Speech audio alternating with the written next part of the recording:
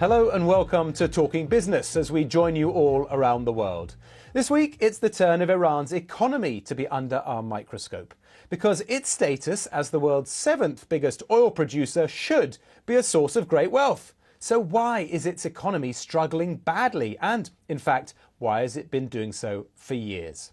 As we've recently been reminded, Iran's nuclear program has been at the centre of that struggle. It's triggered financial sanctions, as well as the recent war with Israel and fighting with the United States.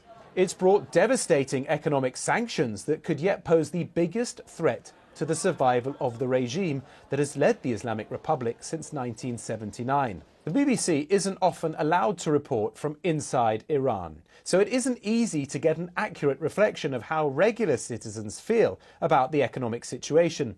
But we did get these thoughts from people in Tehran back in March. They were filmed by the West Asia News Agency and provided by our trusted partner, Reuters. Due to the currency and dollar fluctuations, people's economic conditions have become difficult for them, and they cannot get everything they want from the market.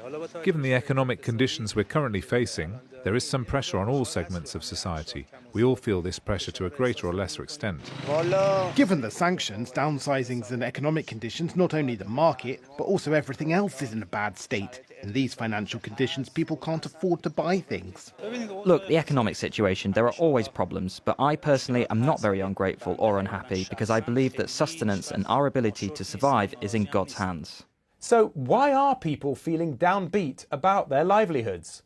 Iran's economy is hard to measure, but this graph shows how sanctions in 2011 and 2018 had a big impact on growth, which has only just recovered despite the population growing to 92 million people. Over time, it has become harder for Iranians to make ends meet. Household spending in big cities is down 30% since its 2008 peak, and in rural areas it is down more than 50%.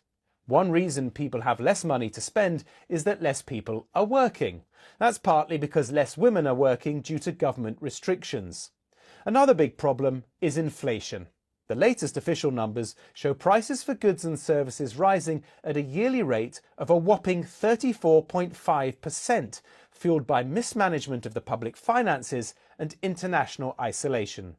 And in a speech in March, Iran's Supreme Leader Ali Khamenei acknowledged as much. Yes, sanctions are not entirely without effect, but it isn't the case that if our economic situation is bad, it's only due to sanctions. No, our own negligence sometimes has an effect. And not just sometimes, most of our problems stem from our own negligence. And a large